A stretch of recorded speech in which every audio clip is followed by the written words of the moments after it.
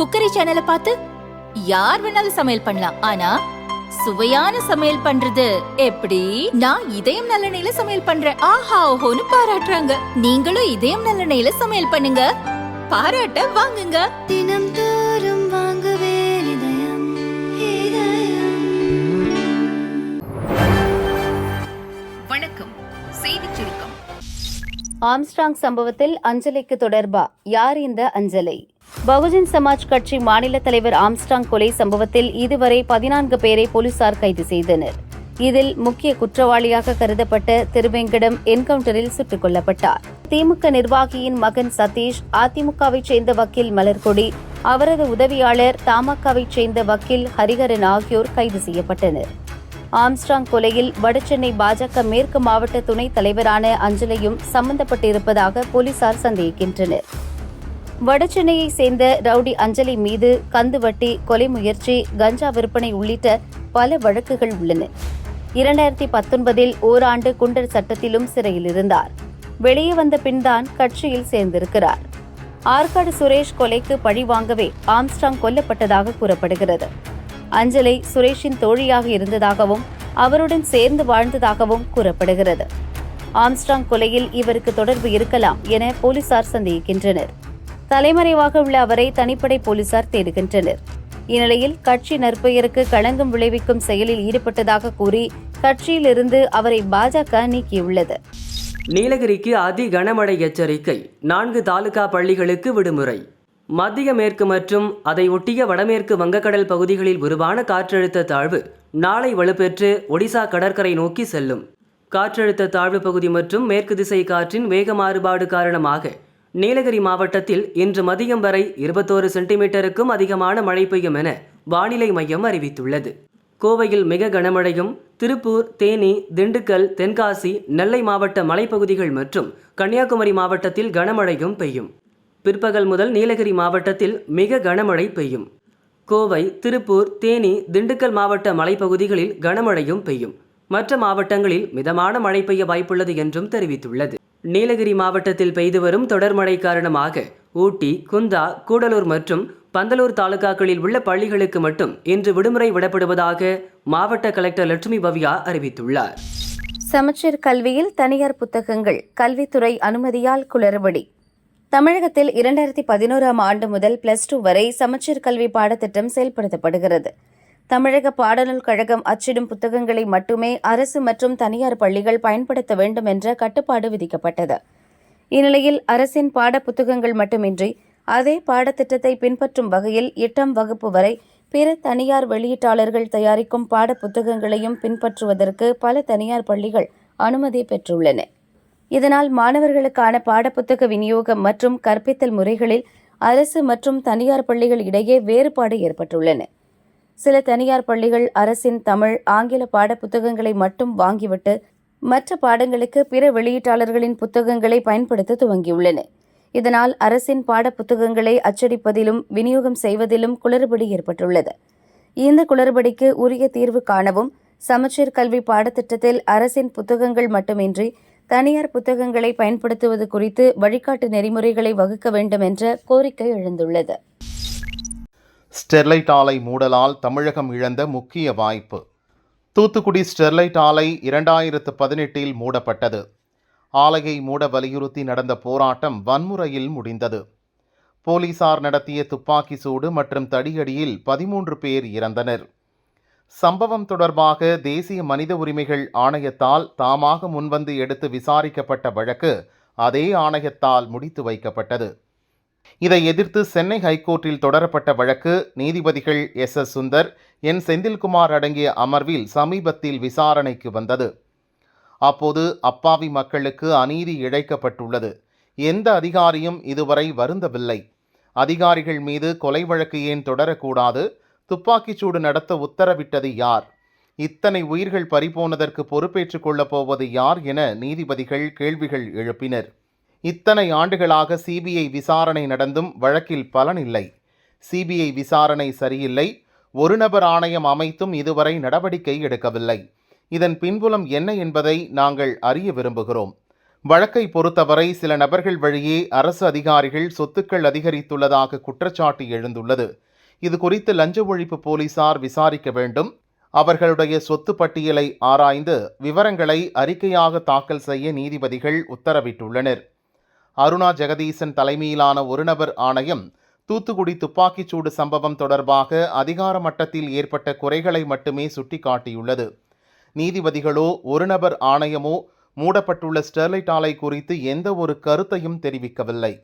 ஆலை மூடப்பட்டதால் தமிழகத்துக்கு ஏற்பட்டுள்ள இழப்பும் முக்கியமானதாக கருதப்படுகிறது. மின்சார வாகனங்களின் மோட்டார்கள் மற்றும் இதர பாகங்களின் உற்பத்தியில் தாமிரம் முக்கிய பங்கு வகிக்கிறது. தமிழகத்தில் தாமிரம் உற்பத்தி செய்த ஸ்டெர்லைட் ஆலை மூடப்பட்டதால் வேறு சில நிறுவனங்களும் தமிழகத்துக்கு வருவதை தவிர்த்து பிற மாநிலங்களுக்கு சென்றுவிட்டன.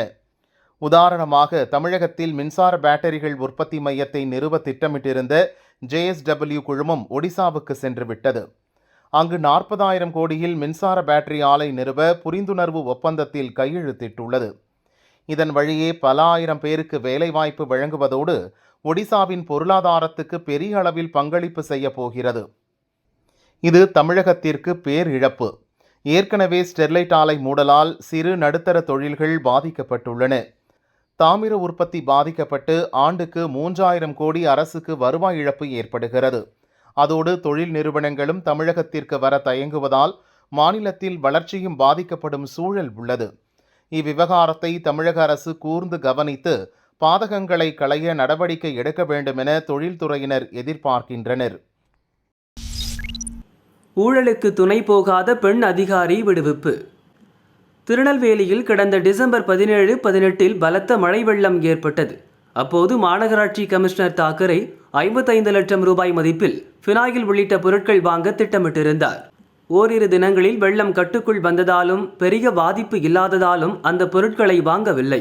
மாநகராட்சி சுகாதார அலுவலர் டாக்டர் சரோஜா 2024 ஜனவரி 1 முதல் பிப்ரவரி 26 வரை உடல்நலம் பாதித்து விடுப்பில் சென்றார்.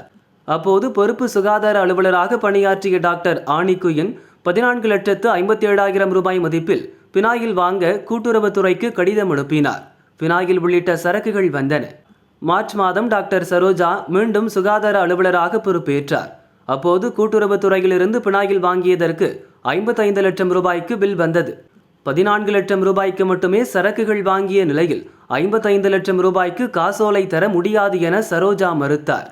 காசோலையில் கையெழுத்திடுமாறு அவருக்கு அதிகாரிகள் மிரட்டல் விடுத்தனர். இருப்பினும் பினாயில் ஊழலுக்கு துணை போக அவர் மறுத்தார். பினாயில் ஊழல் பிரச்சனை முடிவுக்கு வராத நிலையில் கமிஷனர் தாக்கரே மீது சமூக ஆர்வலர் பெர்டின் ராயன் புகாரில் லஞ்ச ஒழிப்பு போலீசார் விசாரணையை துவக்கினர். இதற்கிடையே கடந்த 16ஆம் தேதி தாக்கரே ஈரோட்டுக்கு வணிக வரித்துறை அதிகாரியாக மாற்றப்பட்டார். அதன் பின் சரோஜாவை நேற்று பணியிலிருந்து விடுவிப்பதாக கமிஷனர் தாக்கரே உத்தரவிட்டுள்ளார். ஏற்கனவே பணிமாற்றம் செய்யப்பட்டதால் கமிஷனர் இன்னொரு துறை அதிகாரியான சரோஜா மீது நடவடிக்கை எடுக்க முடியாது என மாநகராட்சி அதிகாரிகள் சிலர் தெரிவித்தனர். தொழிலதிபரை தாக்கி 200 சவரன் நகை கொள்ளை. கன்னியாகுமரி மாவட்டம் வியனூர் பேயோட்டுவிளியைச் சேர்ந்தவர் மோகன்தாஸ், வயது 60. பெட்ரோல் பங்க் மற்றும் வட்டிக்கு பணம் கொடுக்கும் தொழில் செய்கிறார். இவரது மனைவி உடல்நலக் குறைவால் ஹாஸ்பிட்டலில் சிகிச்சை பெற்று வருகிறார். 2 மகள்கள் சென்னையில் மருத்துவம் படிக்கின்றனர். இளைய மகள் அக்ஷயா கல்லூரி விடுமுறைக்கு வீட்டுக்கு வந்திருந்தார். நள்ளிரவில் மோகன்தாஸ், அக்ஷயா ஆகியோர் வீட்டில் தூங்கிக் கொண்டிருந்தனர். அப்போது வீட்டுக்குள் புகுந்த முகமூடி கொள்ளையர்கள் 2 மோகன்தாஸை தாக்கி அக்ஷயா கழுத்தில் கத்தியை வைத்து மிரட்டி பீரோவில் இருந்த 200 சவரன் நகைகள் மற்றும் 50,000 ரூபாயை கொள்ளையடித்து தப்பினர். செலோ டேப்பில் சுற்றி வைக்கப்பட்டிருந்ததால் 3 கிலோ தங்க கட்டிகள் தப்பியது. படுகாயமடைந்த மோகன்தாஸ் மார்த்தாண்டம் தனியார் ஹாஸ்பிட்டலில் அட்மிட் செய்யப்பட்டுள்ளார். வீட்டில் பெயிண்டிங் வேலைக்காக வைக்கப்பட்டிருந்த ஏணி வழியாக கொள்ளையர்கள் வீட்டுக்குள் வந்திருக்கலாம் என போலீசார் சந்தேகிக்கின்றனர். திருவட்டார் போலீசார் கொள்ளையர்களை தேடி வருகின்றனர். வங்கதேசத்தில் வன்முறை, இந்திய மாணவர்களுக்கு எச்சரிக்கை. பாகிஸ்தானுக்கு எதிராக கடந்த 1971ஆம் ஆண்டு நடந்த போரில் வெற்றி பெற்று வங்கதேசம் தனி நாடாக பிரிந்தது. இந்த போரில் உயிர் தியாகம் செய்தோர் குடும்பத்தின் வாரிசுகளுக்கு அரசு வேலையில் இடஒதுக்கீடு அளிக்கப்பட்டு வந்தது.